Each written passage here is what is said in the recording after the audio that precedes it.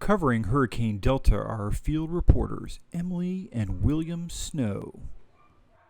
Hi, my name is Emily Snow, and I am here in a neighborhood in Lafayette, Louisiana, here to show you the dangers of Hurricane Delta. Some people have evacuated, and some are here to ride it out.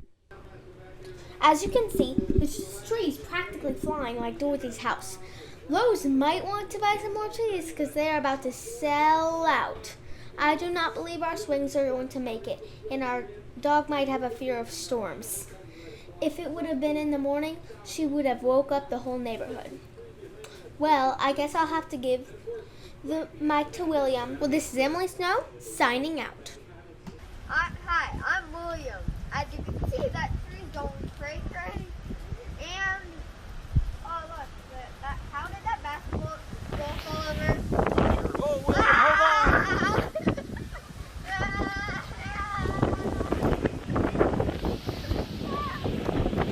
What the? That puddle just got really hot. How did that happen? What? Really, that is going crazy. As you can see, major winds. And there are many houses throughout the And that's the report on Hurricane Delta from our field reporters Emily and William Snow.